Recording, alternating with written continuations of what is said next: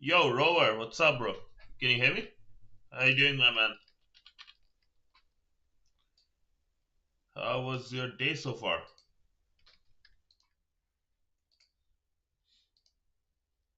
My nose is blocked. Okay, you guys can see my screen, right? Okay, nice, nice, nice, bro. Oh, Nutcrackers, bro. Nutcrackers is like, I have like the Nutcracker itself, the thing, right? Is pretty scary though for me.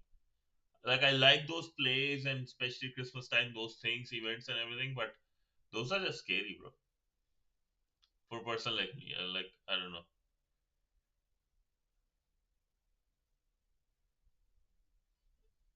What? IDOR is day 5, bro.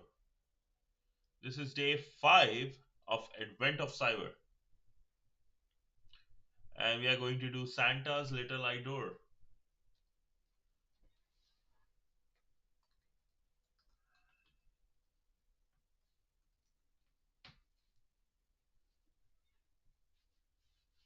Hmm. Now I see what you mean. I see what you mean. Yep, yep, yep, yep. It's all about IDOR today. It's all about the big guy here. Ping him. Okay. And we got two videos here. Nice. Cool. Did you did this already? Have you guys done this? We need the virtual machine today, so let's start our virtual machine. And we'll start our this machine as well, target machine. I do understand what you mean now. Yes, I do understand. I'm just trying to ignore that meaning. I'm trying to.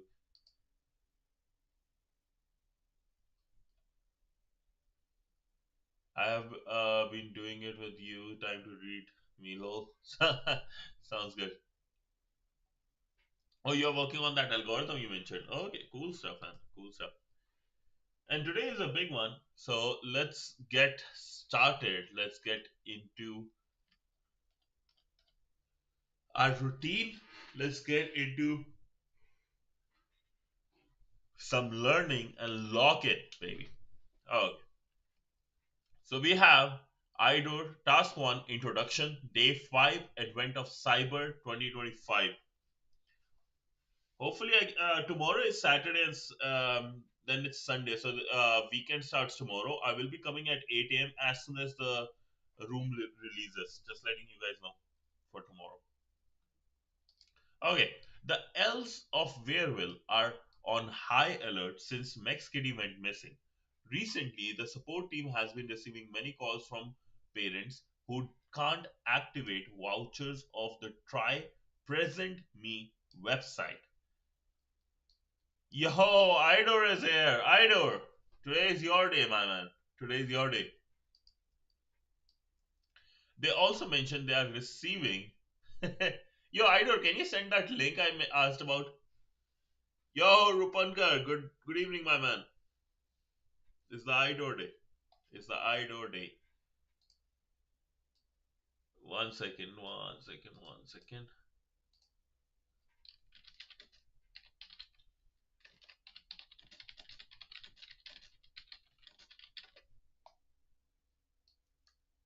Okay,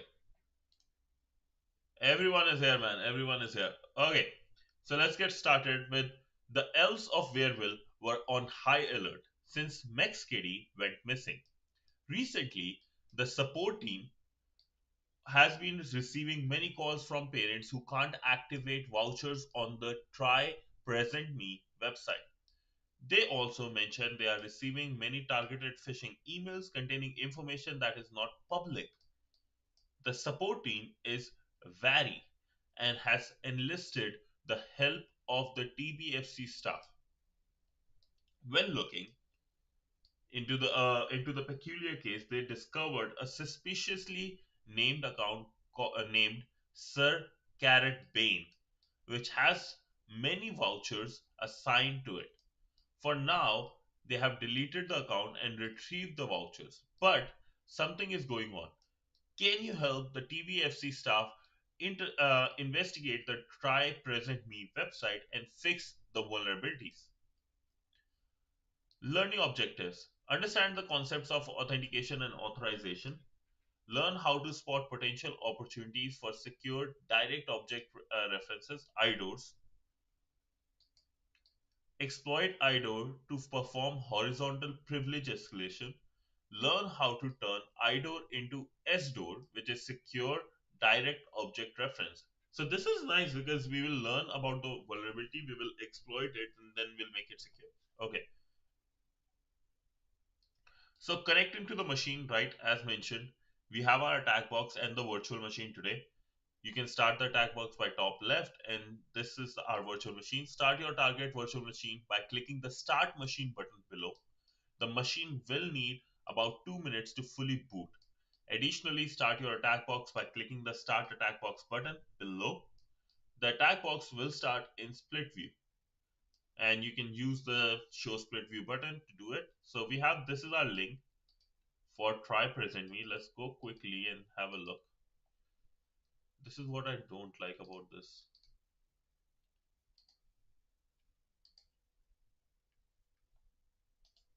Can I change the document bar? No.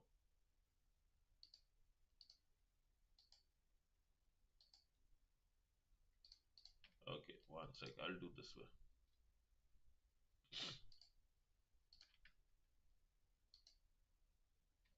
Sorry, lads. My nose is blocked right now. So we have try present me, Santa's gift registry, username, password, and the LGBTQT flag. Yo, unknown. What's up, bro? Yo, I was going through the comments and from the day one actually, and I saw your message, and you were, when you mentioned you have been from day one, I saw that message and the comments. Thank you so much for that. My target machine and the attack box has started. I'm ready to learn about IDO. And also Wrench and Rover, thank you for the comments, lads. Thank you so much for the comments. Not Z-Byte, I meant Wrench. Thanks to him. Yo, Shriram, what's up, bro? Me is new. Yeah. Z-Byte, I know Wrench, it's you, man. I remember all three of your accounts. Okay. Either on the shelf is dangerously. I don't know. I don't know. You can ping and see. Idle on the shelf is dangerously obvious, really. Have you ever seen a link that looks like this, in which it is awesome.website.tryhackme, track package, and then there is a package ID mentioned? Yeah, I finished this room, it's super interesting. Oh, nice, man. Yep. It's easy to remember about people than about like a lot of small details in my life. Like, I will eat food and I will forget, like, I have what I had like in 1 hour. It will take me 5-10 minutes to like memorize that or remember that. But about people, it's easy to remember things. So going back, right? Have you ever seen a website like this in which you see there is a page mentioned, but also with a question mark, there is a query here? When you saw a link like this, have you ever wondered what would happen if you simply change the package ID from 1011 to 1002, right? Or from 11 to 11 or 12? It is the simplest form. This can be a potential case of IDOR. Yeah, yeah, that's true. That's a good one. IDOR stands for, I'll just remove this. Hat is not my thing. IDOR stands for Insecure Direct Object References, and is the type of access control vulnerability. Web applications often use references to determine what data to return when you make a request. However, if the web server doesn't perform checks to ensure you are allowed to view that data before sending it, It can lead to serious sensitive information disclosure. A good question to ask then is, why does this happen so often?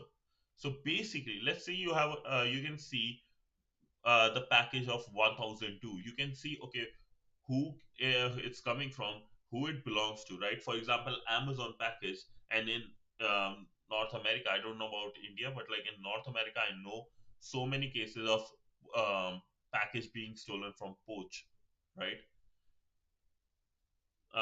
In front of the house, basically. It's really crazy, right? So if you can see that, you can like basically find who is getting package from Amazon, just steal it. That's how, and it has been a case, right? We need to understand references. We got soaps and iPhone cases. Yeah, that's also another crazy thing. We need to understand references and web development in a bit more to answer this. Let's take a look at what a table storing these package numbers from our a link. Sorry, we need to understand references and web development a bit more to answer this. Let's take a look at what a table storing these package numbers from our link example could look like. So if a package is like, let's say 101, Alice Smith, address delivered, Bob deliver or in transit, this one is out for delivery, pending, returned, all these things, right? If the user wants to know the status of their package and make a web request, the simplest method is to allow the user to simply to supply their package ID.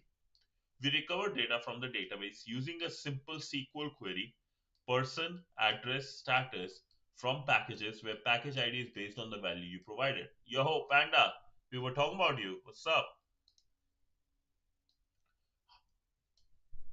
It's okay. I'm saying go get sleep. It's good you grinded. We are proud of you and get some sleep. However, since package ID is a sequential number, it becomes pretty obvious to guess the package IDs of other customers. And since the web application isn't verifying that the person making the request is the same person as the one who owns the package, an IDOR, oh, thank you. An IDOR vulnerability appears, allowing the attackers to recover the details for packages belonging to other users. Even worse is when a feature like this doesn't require a user to authenticate. Then there would be no way to even tell who is making the request. To dive a bit deeper, we need to understand authentication, authorization, and escalation. So, just for people who probably miss out this detail, right? We have the database here. I'll just mention it like this. So we have the database here, right? And in the database, we have certain information regarding the package. Uh, and this is a good design thing they're talking about. We have the package information here, right? Now, they're not checking properly that if I want to access this information, that's one, right? And whoever is able to retrieve this information, there are two checks that can happen. First, let's say if I try to enter a package, there is no special character, it's all sequential. If there were, like, let's say, different hash used or different things that were being used, then this it would be hard to guess the package ID. Next, if somebody is accessing the package ID, we need to authenticate. We need the authentication in place to see who tried to access that, right? So two things. First is authentication, whether this person is it's his package or not. Who is this person? Who authentication is who is this, right? Getting censored, pretty ironic. Oh, you're getting censored a lot.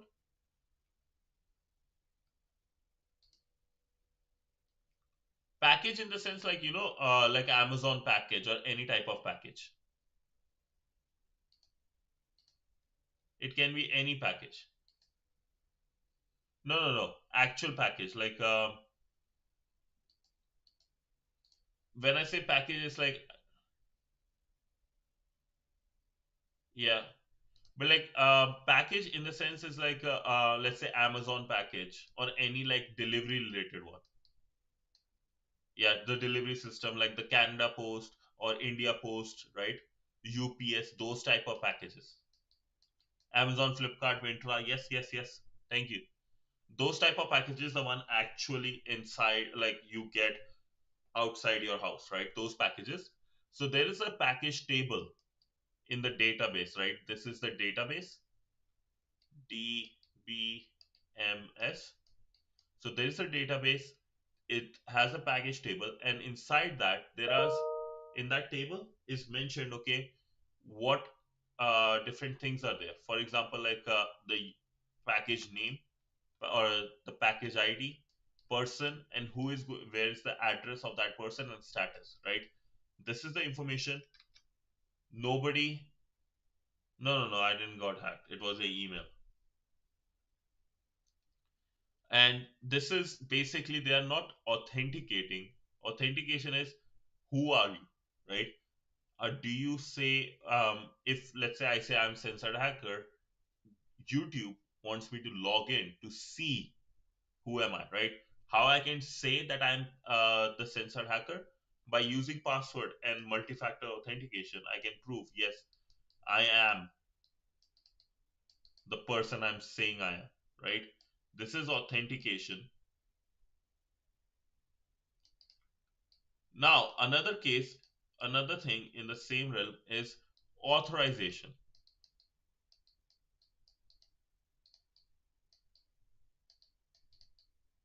What is authorization? Let's say you are a student, right? As a student, inside a school, what are you allowed to do?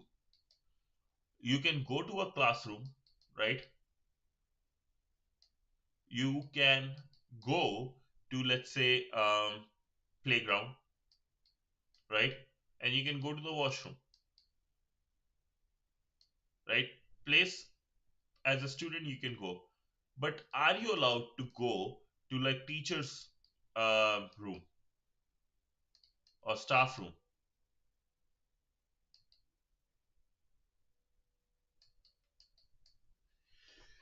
Excuse me.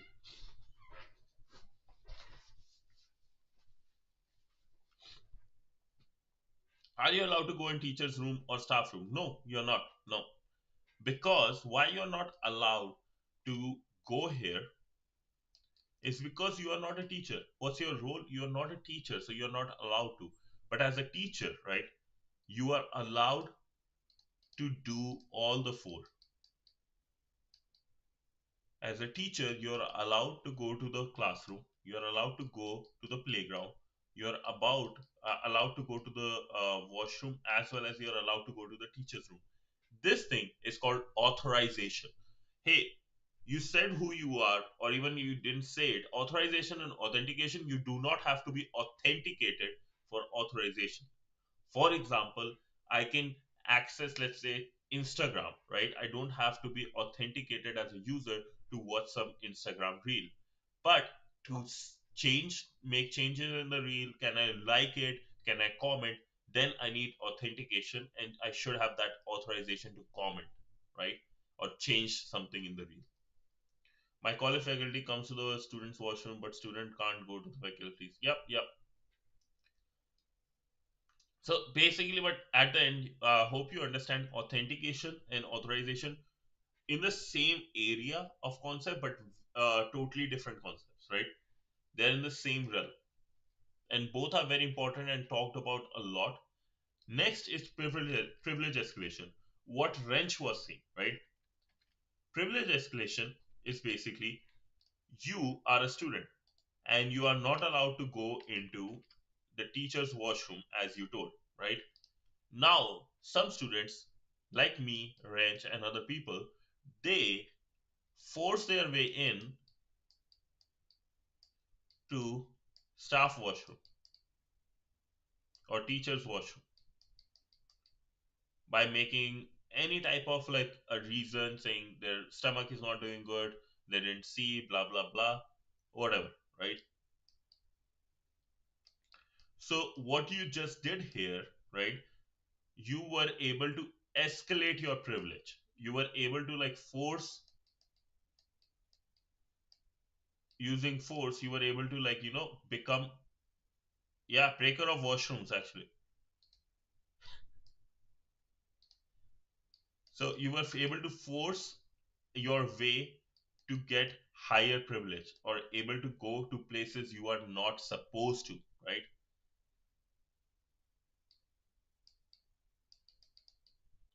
Bro, that's true though. You're going to put like at the you sounds like a person who will put crackers on Diwali in teacher's washroom. Don't worry, I am also the same guy.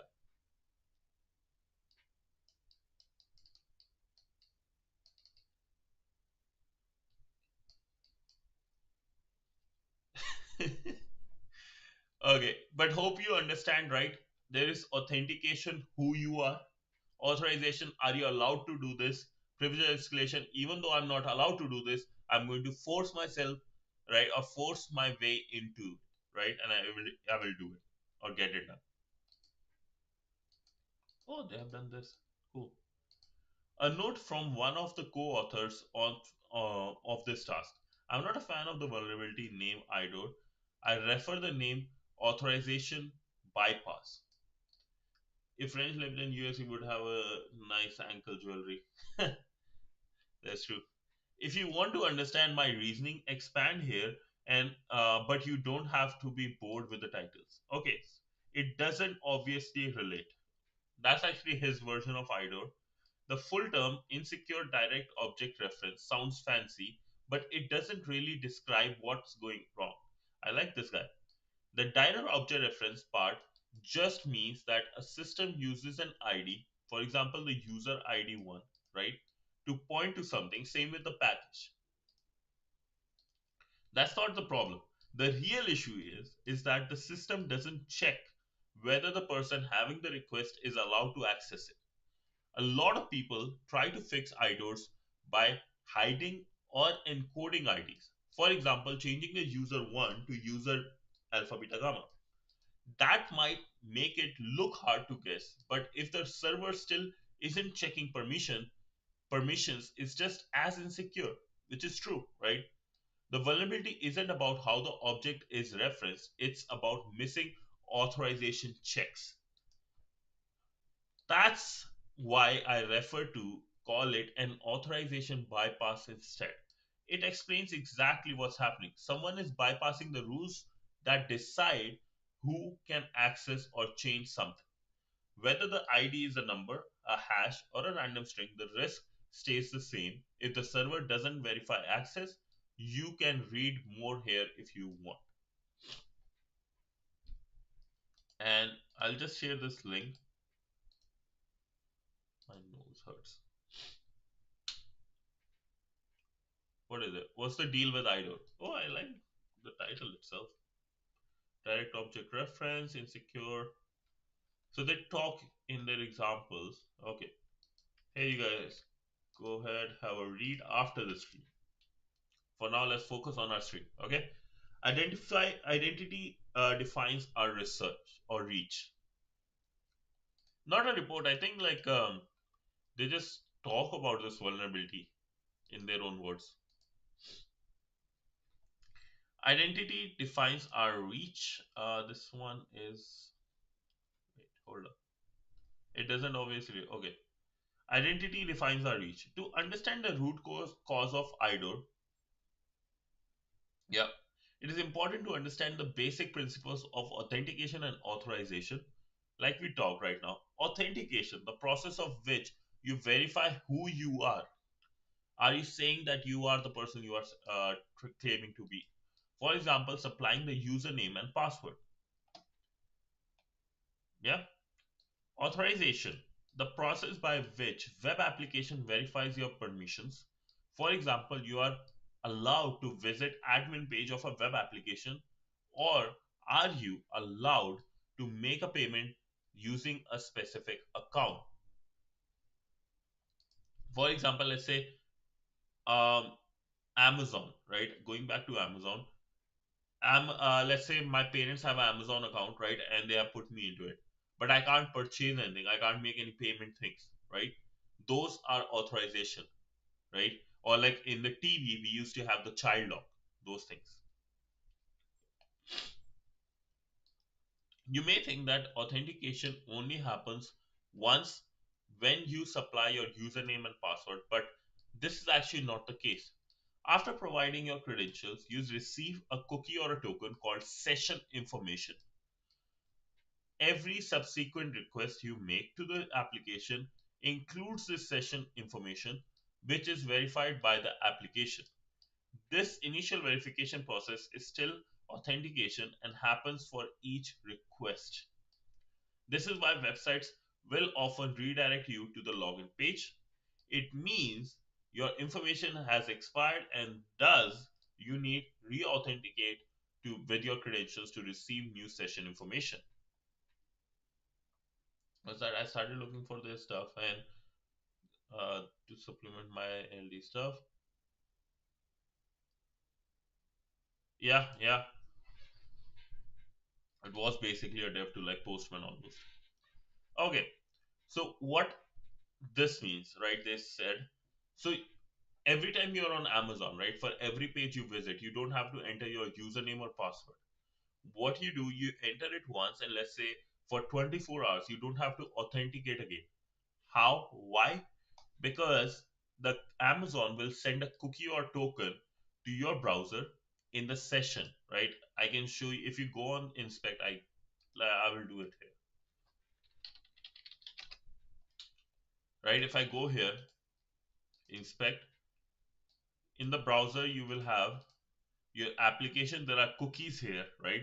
Session storage and those information. Never share that because that's called cookie jacking or cookie hijacking, right? No, yeah, actually, I was very close. I was very close. So those sessions, those cookies are the way you don't have to authenticate or keep on saying who you are, right? After let's say for next 24 hours, you don't have to. And that also helps identify what's your authorization, who you are, all those information. So never send your cookies to anyone because that's basically giving away your password. Authorization cannot happen before authentication. If the application doesn't know who you are, it cannot verify what permission your user has. Kind of not, I won't say true, but it's okay. This is very important to remember. If your IDOR doesn't require you to authenticate, log in, or provide session information, such as in our package tracking example, we will have to fix authentication first before we can say we can fix authorization issue of making sure that the user only get information about packages they own. So one thing I will make it clear, authorization cannot happen before authentication. I don't agree with that because technically, let's say if you go on Instagram and the example I gave earlier, right? I can, as a non-login user, that's my authorization too, right? What is my authorization? I'm a non-logged in user and I can just watch this reel, this one reel that was shared to me. What I can't do, I can't like scroll. Maybe let's say I can't scroll, I can't message, or I can't like delete the reel,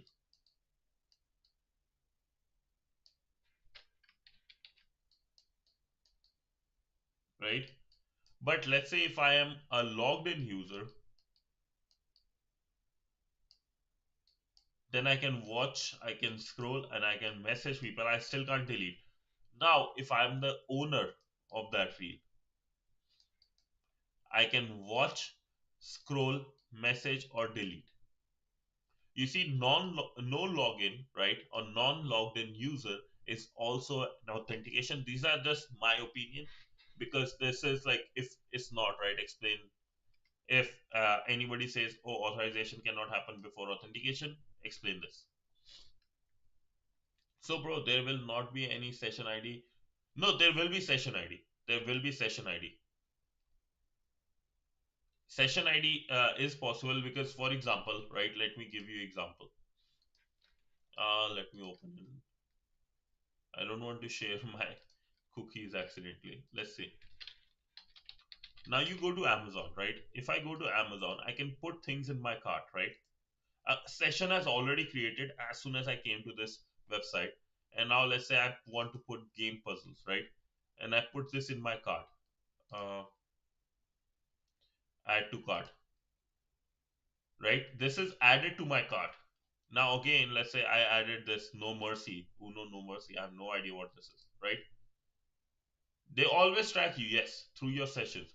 So now a session is created. How do they know that I have added these to the cart? I am the one who added it because a session is created for this window, right? For this browser, a session is created, and I can show you here.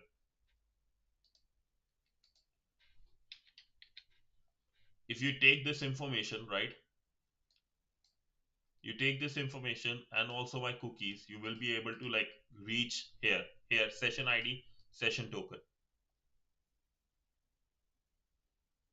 Yeah, there is no point in this one because this is like non-logged in. I do not care about this one. If you want here, I can give it to you.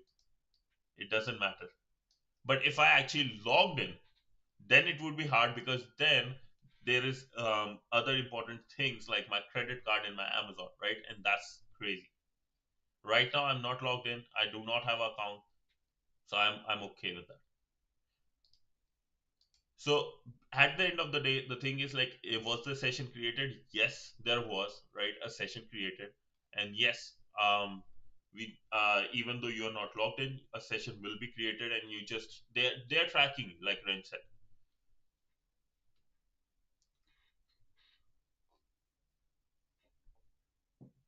Hopefully that makes sense, right? Okay. Going next, where were we? The last bit of theory to cover is privilege escalation types. There are two types of privilege escalation. Vertical privilege escalation.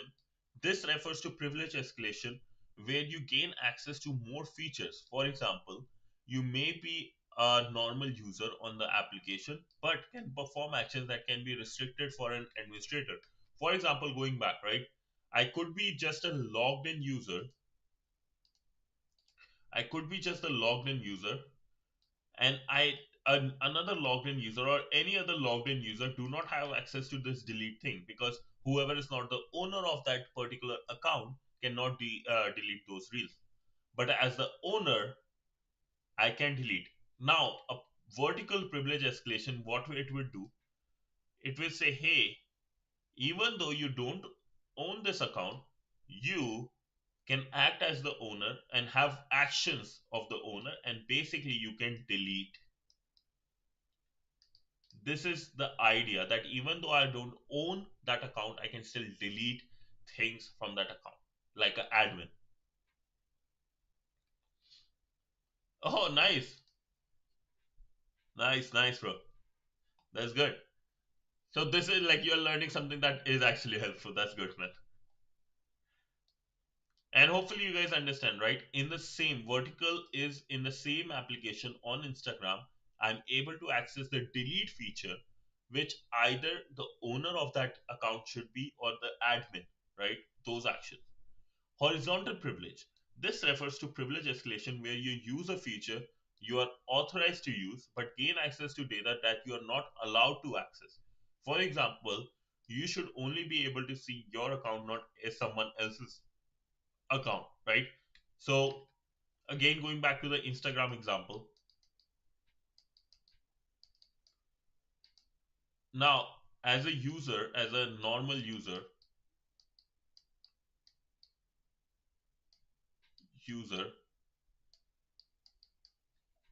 I should like for other people, I can see like what their name is. Let's say I can see their age or even the address or like the IP location. Let's say I am able to see this. But as the owner of the account, I can see all the three. I'm not typing all three, but also I can have contact information like my phone number, if I'm the owner of that account, I can see the phone number associated with that account, and I can like make changes. Not make changes, but like see the phone number, see the messages. Holy, I need to get a pen or something for writing. So, what is vertical privilege escalation is that a normal user, right? I was already able to see it, but now after performing that, I'm able to access what were the messages of this person, what were the phone number, right? All this information of somebody else's account, not my account, but somebody else's account. And if you remember, this is what they were talking about in the Santa one, right? In which,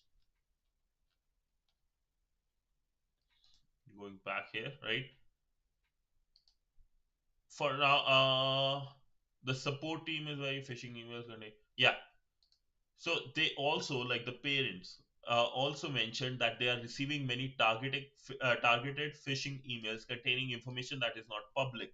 So this could be a horizontal privilege escalation, able to see other people's information, even though you don't own that account and stuff like that. So this is horizontal.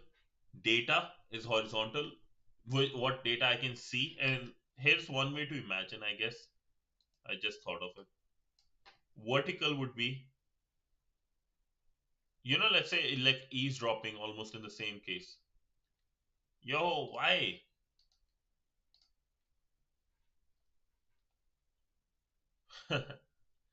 It's okay. It's okay. So let's say I ch, or let's put wrench here, and let's say ch. Let's make wrench happy today. So wrench can see his information, right? Phone number, address, and other, like say personal information like name, blah blah blah, right? Others, blah blah blah information. These are not public.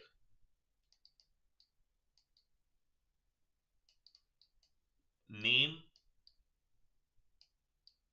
photos are public. This is Instagram, right? Now, same thing for me, right? I can't see Wrench's phone number, but I can see mine.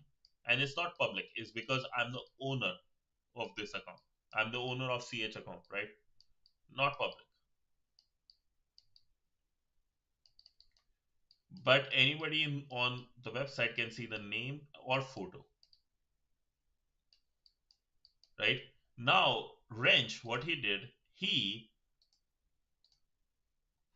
was able to like do horizontal privilege escalation, and it's almost like looking over somebody else's shoulder, or like not shoulder, but like if you have a neighbor, you're able to see like little bit like peek into their window and see other information. So Wrench is able to see my phone number and my address by looking through the window or whatever type thing. That's like the idea. You are neighbors. You are able to see other people's what's going inside their house by peeking over the windows. That's horizontal privilege escalation for you. It's about data, gaining access to data. You're not allowed to. IDOR is usually a form of horizontal privilege escalation. You're allowed to make use of track package functionality, but you should be restricted to only performing that tracking action of for packages you own. Now that we understand the theory, let's look at how to exploit IDOR practically. Iterate digits, observe responses. Let's start with the simplest example of IDOR. Yeah, I got CH info and pretend to be CH, started messaging people as CH. Yeah. Yeah, basically you can do that, right? Or you can do phishing emails, right?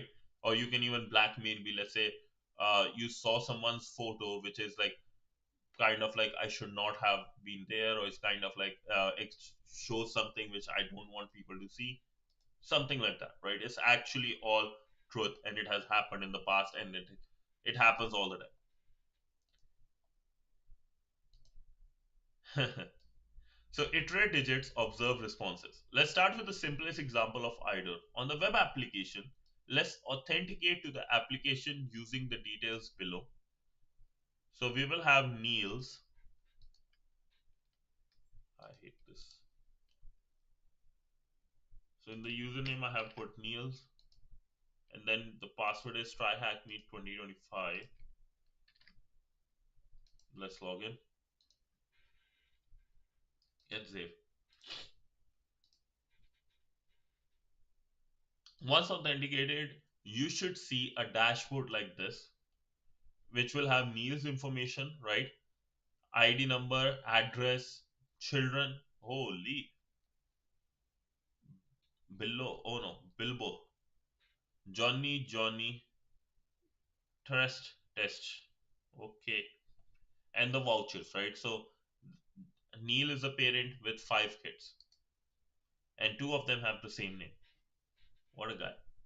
Let's start by using the developer tools of our browser to better understand what is happening in the background. Right click on the page, inspect, then click Network tab as shown below. Now refresh the page to see what requests are being made. It should look something like this, right? So now let's do the same, but I have to make this smaller. So we can see try present me website, right? And parent dashboard. Neil is the account. I can see all the 5 kids and various vouchers, used vouchers and the available vouchers. I think it's built in Angular. Feels like it is built in Angular.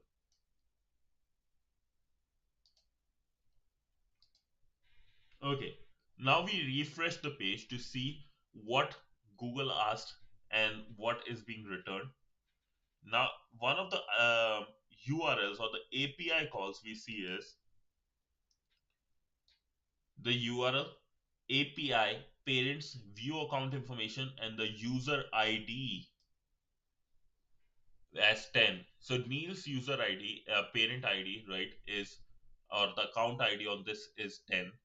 Let's see if we can like probably change and see more information. Let's take a closer look at what is this one. Okay, 125. Okay, let's take a closer look at view account info request. Click on it and you will see the following. We saw that user ID is 10, connection keep alive, content length, blah blah blah, right? Except encoding and all those stuff. In the above image, we can see user ID is the value of 10 has used for the request. If we click and expand response tab, we can see the user ID responds to our user, right? What? Oh, user ID 10, Neil, the email, Neil tester, all the other information. This tells us that the application is using our user ID as the reference for getting details. Let's see what happens when you change this. In the developer tools, navigate to the storage tab and expand local storage drop down on the left and click the URL inside. So here, this is where the cookies and all those things we were talking about, right? So let's go back. We are here. I'll go in the storage, local storage, and let's say if we can change to 11, maybe. I don't know what they want us to do. Cookie. Yep, cookies. Let's change the user ID to 11 and see what happens. Double click on the value field of the auth user data entry. Update the user ID to 11 and see if by pressing enter. Now refresh the page and all of a sudden it seems like you have a completely different user. So here we did 11. Now let's do a quick refresh. User ID still remains 11. But now instead of Neil at thm.com, we have test at test.com. and there's different IDs, address, no children, and available vouchers. So that's a really like that's I think hopefully you get the idea that by just changing this we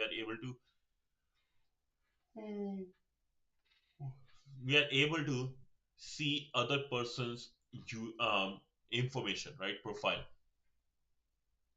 Sure, boss.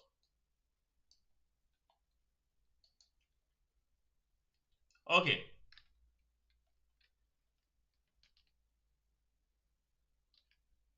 Yes. What? What? Now that we refreshed, we saw a different user. This is the simplest form of IDOR. Simply changing the user ID to something else means we can't see others' users' data. Some IDORs might be slightly more hidden. Just because you don't see a direct number doesn't mean it doesn't exist. Let's dive deeper. To continue on to the next challenge of the task, go and check the ID back to 10 using same steps you have followed above. Okay.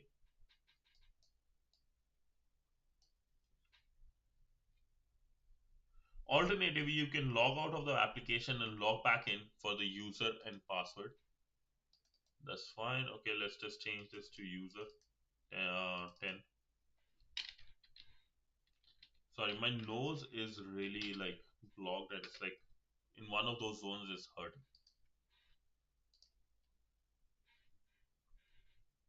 I brute force to save your time is 15. Thank you, man. Okay, let's have a quick look. In disguise, obvious references. Sometimes IDOR may not be as simple as just a number. In certain cases, encoding may have been even used. On the loaded profile, click the eye icon next to the first child as shown in the image below.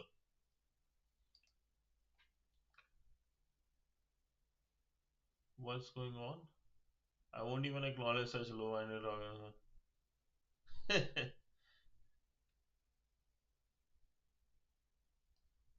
I see. Sure, I won't like go through all the stuff. I just want to read what they are saying. So if we do here, child details, I have to make it small. So once we go here, now you go to the network tab and take a look at the request being made. You will see the request here as the child B64. B64 is base 64, and that's actually the most common encoding thing used. And then they have MG dash dash. Simply put, the MG is just the base 64 encoded version of 2. You should still perform IDO using this request, but you would have to base 64 encode the first number.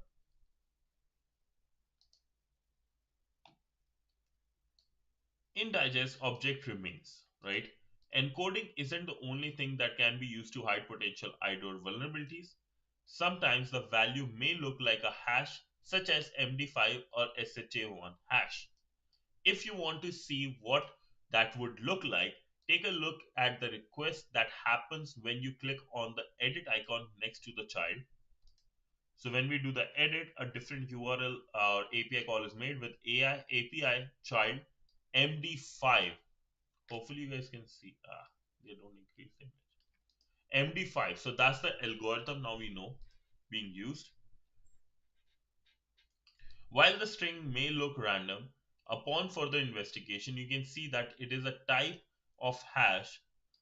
If we understand what value was produced to generate the hash, we can perform a IDOR attack by simply replicating the hashing function. Using something like a hash identifier can help you quickly understand what hashing algorithm is being used and can often tell you what data was hashed. So they have a big database, right? They can tell what things was hashed. That was a US government with basic encoded for a user info could visit their profile and decide the person. Oh, interesting.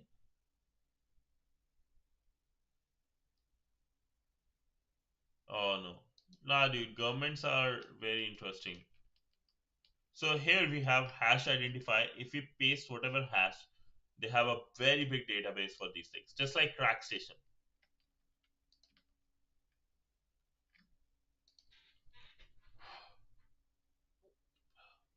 Sorry, man, my nose. Okay, going to our network tab again. Let's have a look at Billo or Bilbo. We see file MD5 headers request. Nothing. What?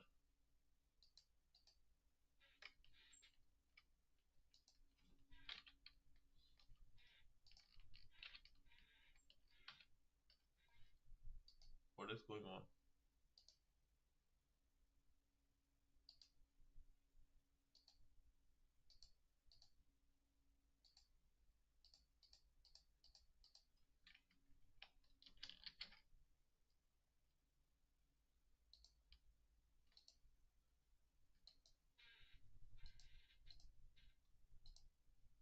Why don't see what I want to see?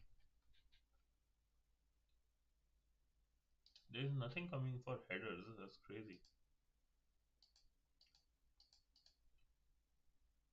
Okay, let's see local session parent Neil. If I go here, for some reason I'm not able to see these. No throttling, HTML.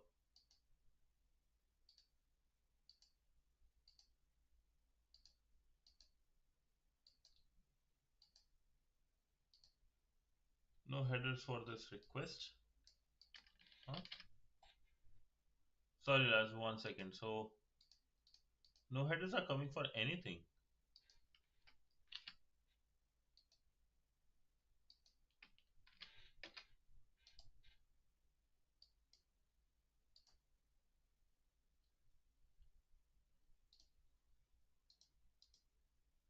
Okay, now it's coming, and we can see here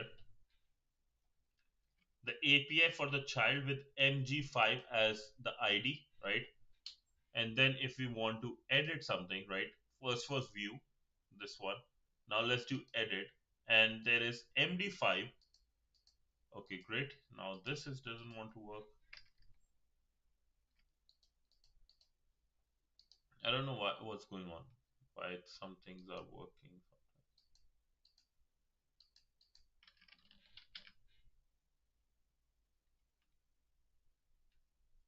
MD5 is the best. Okay, let's see Johnny. Now we can hopefully.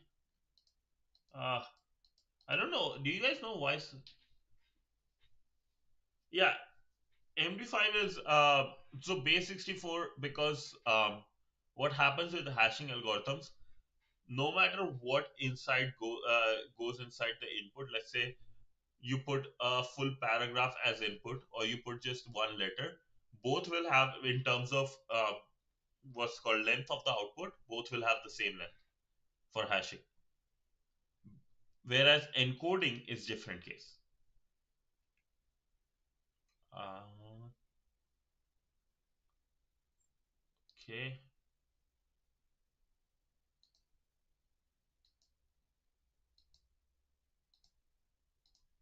Okay, now we have the header as well. And in the header, we can see there is assets and the file name with the MD5 mention, right? And even there is another one mentioned for MD5 with the API child MD5 and the MD5 hash.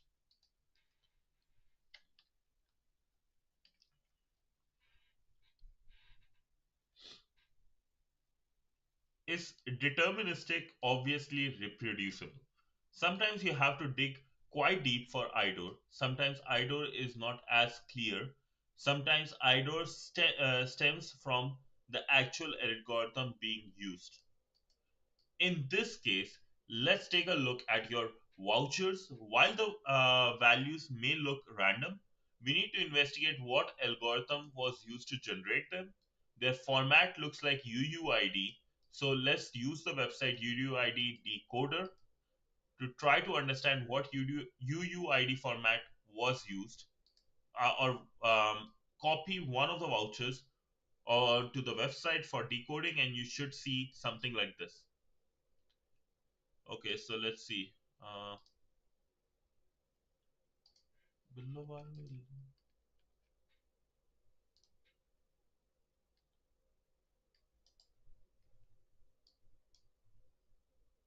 you have to go to vouchers. Is this what I want?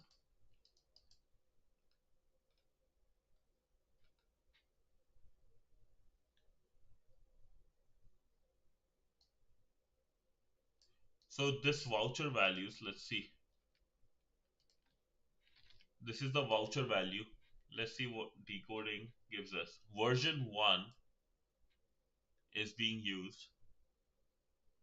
Single integer value format time clock node.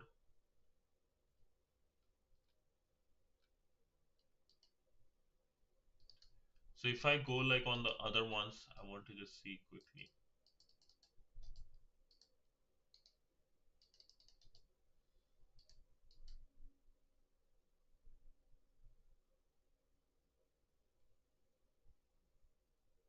So we know the UUID used. What is UUID? Uh, Explain UUID. A UUID, universally unique identifier, is a 128-bit number used to uniquely identify information in a computer system, such as a row in a database. It is a 36-digit character, blah, blah, blah. The main purpose is to provide unique identifier.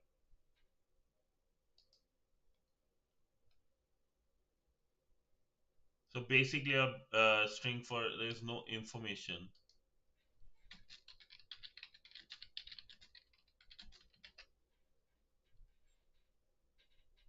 Decoding a UID, passing a structure to extract specific information embedded within, depending on how it is generated.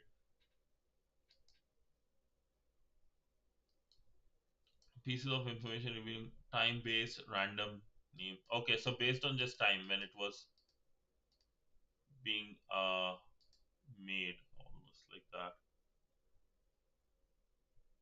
Contents node, contents clock, contents time. So 8th of October at 3 UTC. Okay, that was great. So we'll while these look completely random, we can see that UUID version 1 was used. No, I actually haven't used UUID. I don't think so. It's like sounds like almost like a QR code, right? The issue with UUID 1 is that we know the exact date when the code was generated. We can recover the UUID. For example, suppose we knew the elves always generated vouchers between 2 and 9. Is in that case, we can create UUIDs for that entire time period, 3600 UUIDs, since we have 60 minutes and 60 seconds in a minute. So 60 times 60, 3600, which we could use in a brute force attack to aim to recover a valid voucher and get more gifts. So if I have 10 vouchers, I can create and see what all others were created. Even Google used UUID for tracking people easily, so they don't have to use cookies for cross-app access. Oh, okay. Thank you. Can you send a link in the Discord for that? That's actually an interesting thing to read, and I want to read it. Now that we have seen the various IDORs that can be found, let's discuss how to fix them and avoid them.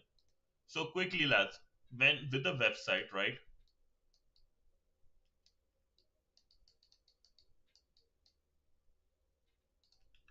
With the website, first one was basically the user ID, IDOR, that we changed and we got other people's user ID. Then with the MD5, we have the child's information, and we could even edit it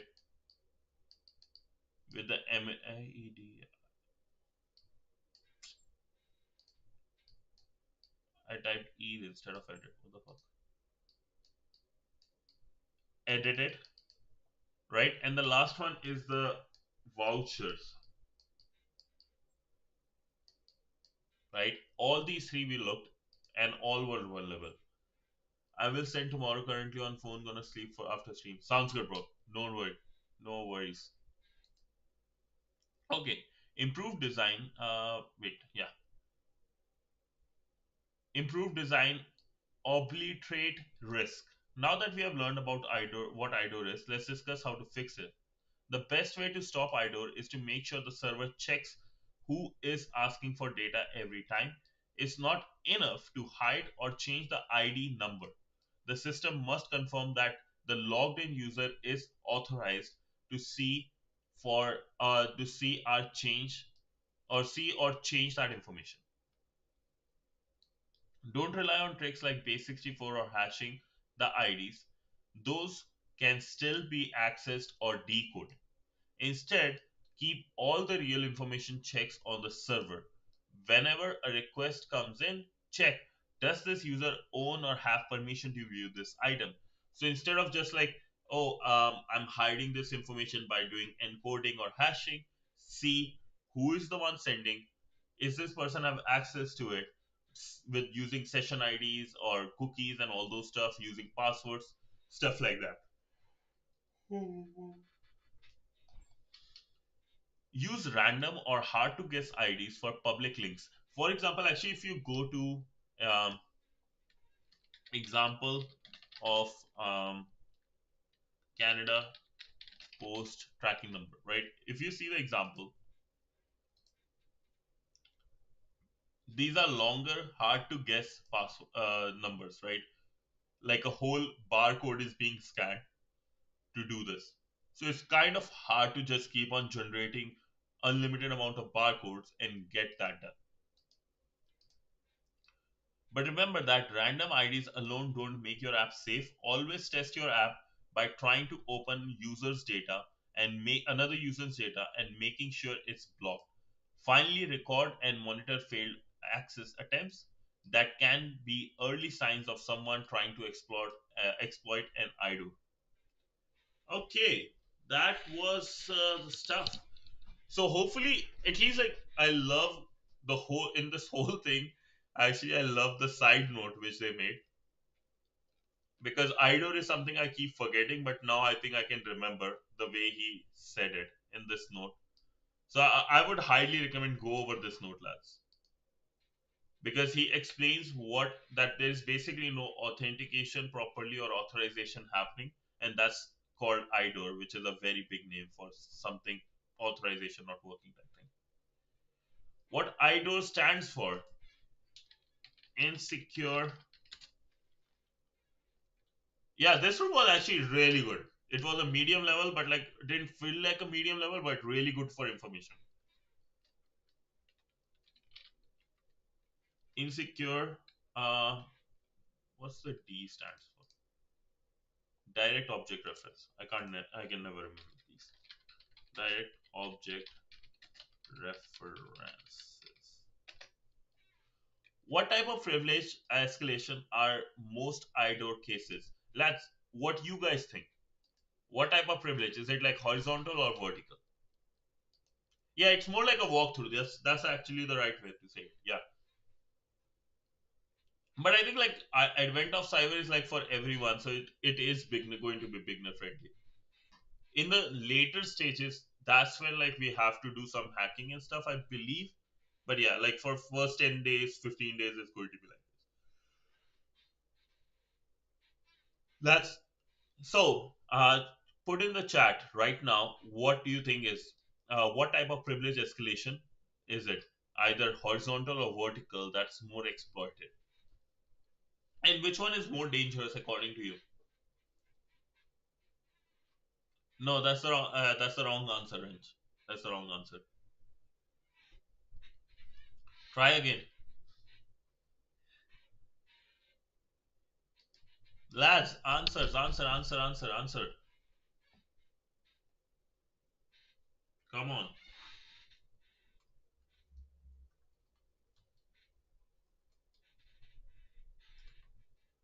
I'm being selfish because I want you guys to chat so that I can get more.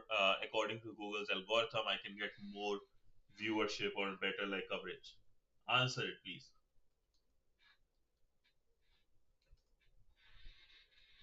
If you love me, answer it. Or if you hate me, that also works. Just answer. Horizontal?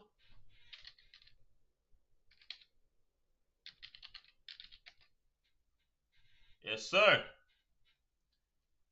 So most IDOR cases are horizontal because like it's you there are a lot of good ways to check for a vertical one, but horizontal is hard to check, I will say. Exploiting the IDOR found in it, at least as a developer, if I'm thinking. Exploiting the IDOR found in the view accounts parameter. What is the user ID of the parent that has 10 children? So thanks to Rover, we have the answer 15 for this. For person who don't know how to do it, let me give you a quick example. So when we are going here, inspect network, right? You see the view account information user ID. Go on actually the memory one, storage one. Storage, local storage here. You just have to keep on checking and you will see the values. So just double click, we'll do 15. Thank you, Rover. And just refresh. And this guy has bunch of kids. 10. Wow. And none of them poopy. Poopy. What kind of name is that? Damn, bro. People at um, TryHackMe are having issues, man. Explain a little about the side quests, like how to submit them and what is the reward for it.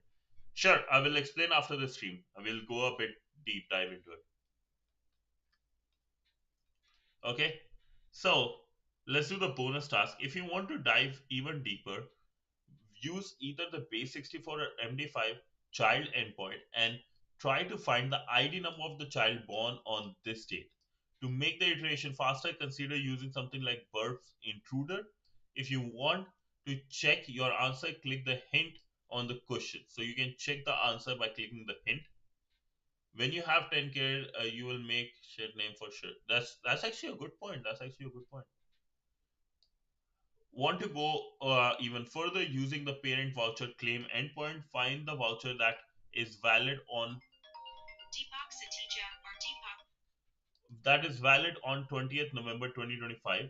Insider information tells you that the voucher was generated exactly on that minute, whether between this 8 to 12 at midnight that day. What is the voucher code? Like, we can actually do this on the weekend. I right now have to go back to work. If you enjoyed today's room, check out IDO room. I think we did this one, completed this properly. Yeah, we completed the IDO, but we can do it again if you guys like. I think I would like to go back. This is something I will do on the weekend right now, not in the. My nose is really hurting. Okay, quick thing. Unknown one, unknown 01. I like the name. Unknown 01 asks, "What is side quest?" Where is the that thingy?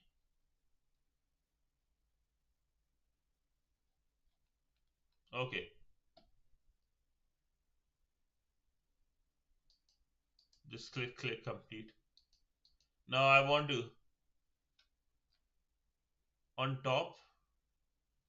Where is the no the oh here is the guy. Explain side quest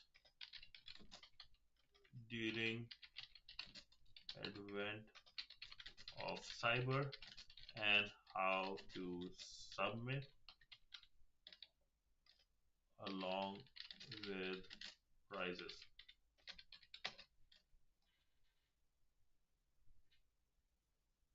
Yep, I'm lazy. POC. POS. Okay, it's not able to do that. That's fine.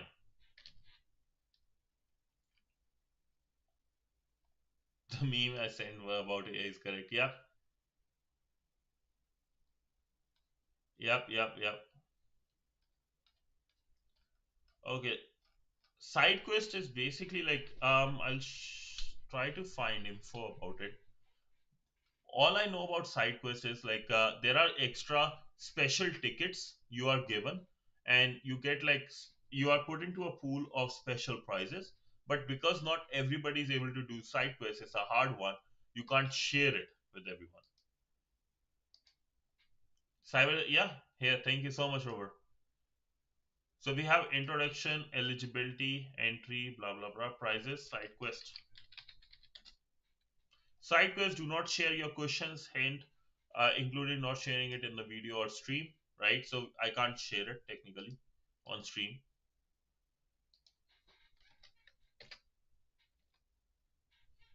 What are the prices about? Side quest.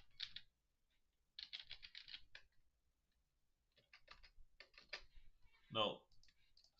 TryHackMe side quest prizes.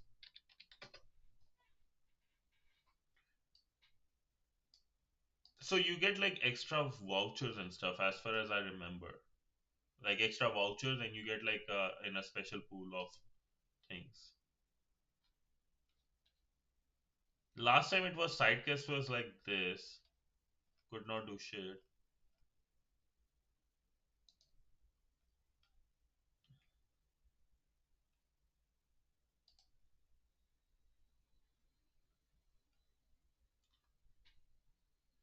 SideQuest is a series of 5 challenges in which you will help MexKitty recover access. The challenge is no additional guidance will guide you through hard. Uh,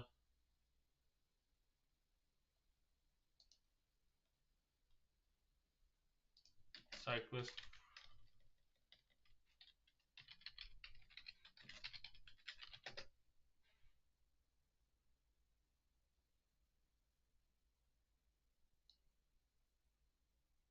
Oh, they are just extra challenges? They are basically extra challenges. THM usually drops them during AOC, but they are way harder than the normal daily task. The main days are beginner friendly, walkthrough. You can try curious. Okay.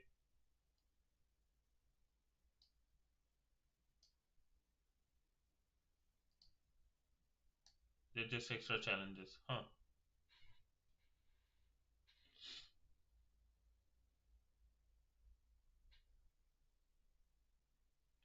Okay, I thought last year was raffle.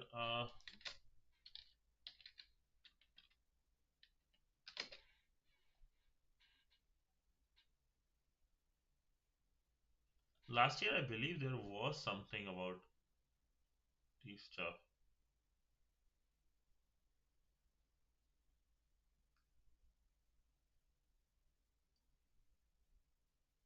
Or maybe I might be wrong.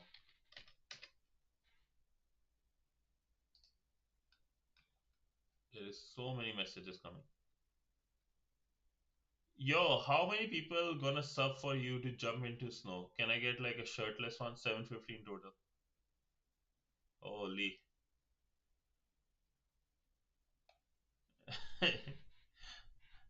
Bro, like, why you guys love me? Like, why you guys so much happy when I suffer? What makes it like, what type, why it is so happy? Okay, one second, let's,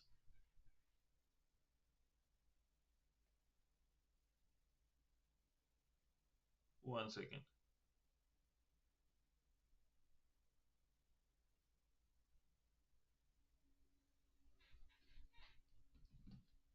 Yeah, you need to suffer more through code. Suffer, people enjoy it, more people will join. Oh yeah, probably people will love to join and see me suffer. But yeah, I think like there is no extra stuff this year, bro. Sorry, I thought there is always extra stuff. Ah, my bad. But what I can do is like,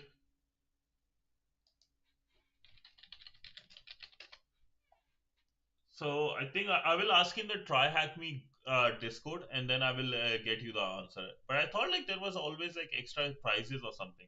That's why they don't like sharing or anything.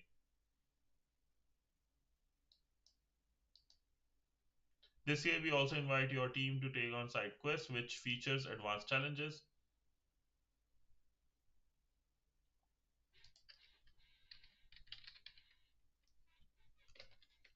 Side quest which will increase your chances of winning the huge. Yeah, so last year there was, you see. So last year you can take on the side quest which will increase your chances of winning the huge 100,000 prize, but this year they probably are not doing that anymore.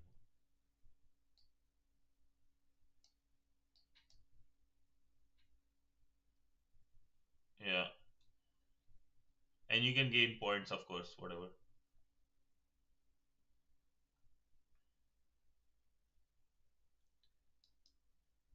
Okay, but nothing here this year. So no prizes, extra prizes this year. But yeah, they're already allowing write-ups for this. I thought side quest you can't do that till like it's over. So I think this year it doesn't matter because like there is no extra prizes, so nobody like is going hard on this. Okay, yeah. What make channel on Discord named Watch Me Struggle? Make watch me suffer. Holy, dude, you have no idea how much I've suffered already. Yeah, we can like look into that. I can do challenges, fun challenges, but like I'm not just jumping in snow every weekend, man. That's nothing. Like especially it goes to -20. Here, let me just check quickly on the side.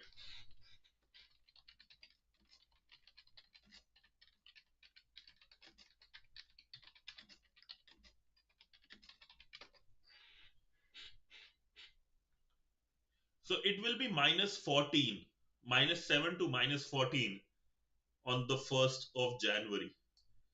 What more suffering you guys want from me, man? What more suffering? But yeah, lads, I think that's all I have for you guys today. Thank you so much for all the help and like thank you everyone for joining. Sorry, my nose is blocked and I was like my meetings and everything. So many things are there. I need to rest a bit, which I will do on the weekend. But till then, thank you so much. Yeah, going back to slavery. Yes, that's exactly what I'm about to do. So thank you so much, lads. Hope you have a great day. Thank you for joining for this amazing room. And I will see you in the evening for some lead code or dice series. And remember, there won't be any lead code on the weekend, but there will still be Advent of Cyber. So I will be coming tomorrow at 8 because I won't have any meetings. Yeah, what's up, bro? What's up? Yeah, for job seeking. Yeah.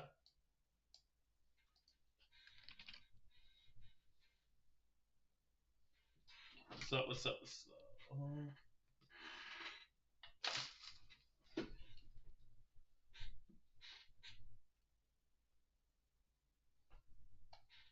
Do. And if anybody else also have question, and also for the new joinees, if anybody's here, here's the Discord link. Feel free to join. Oh, I see. No, wrench. No, no, no, no, no. Bad boy.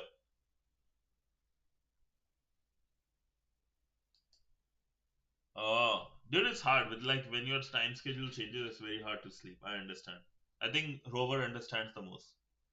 Yeah. But yo, unknown. What was your question?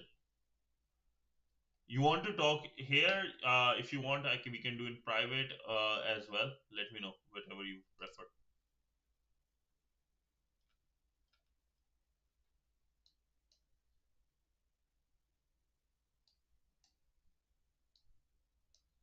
Is it possible to get a job outside of country or as remote or on site? Yeah, yeah. What was that guy with 5 jobs? Search this guy, Soham Parekh. I can punch you guys and you guys will. Yeah, Soham Parekh, right? This guy actually, I believe he's in India, right? He's working in India, and he has like so many like jobs in Silicon Valley. So it is possible. What you have to do, one of the best ways is go on Well Found. Well Found is basically a LinkedIn, but specifically for startups. And startups don't have those many policies, or they just want good people to join them, right? And if you can like talk to them, show them that you are able to do it, this is like a really good platform to start with.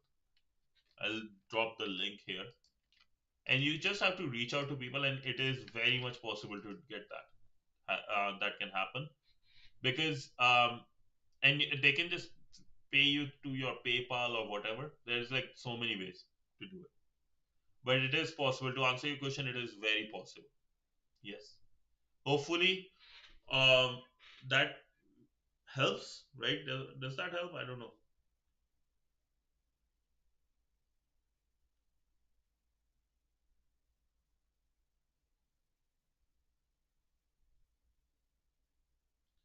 You can find for internships. I think I will say this is my way. As I found, right, earlier I used to just apply through LinkedIn. It worked, but nowadays it's different. So what you have to do is go on Indeed. I can't type. Go on Indeed and LinkedIn, right? See which companies are hiring for internship. There are mentions of internship, right? See which company is hiring for internship. Let's say it's company ABC. Now go to ABC's website, apply there, and make sure you have a CV. Make sure you have a CV. Nowadays, people look for CV way more than earlier. So do apply that, right? For internship, Indeed, LinkedIn, any other where you can find, apply. And there's like a lot of companies. If you're in India, right?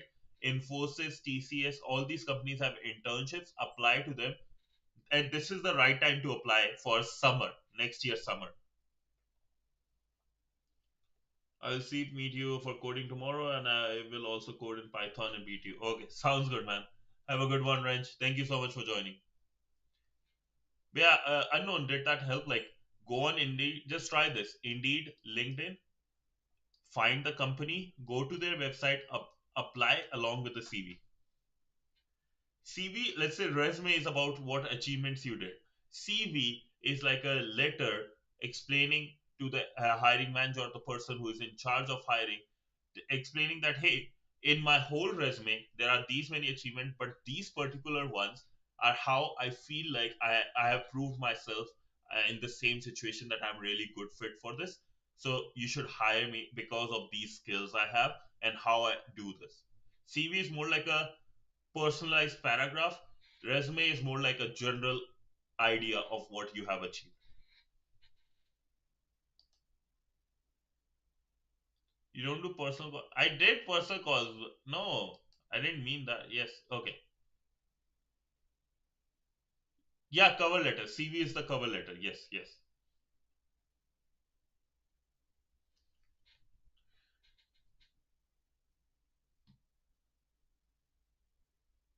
Okay. Alrighty, lads. So I have to leave. I have to make some calls. So thank you so much. And if you have any more questions, please feel free to join the Discord. Let me know. And if you like it, like, subscribe. If you don't like it, or if you don't want to do that, I can't force you to, I guess. But give your loved ones a hug. And I will see you later tonight for some lead code or die. Yes, I will call my mom. Thank you so much. Thank you and a big bye.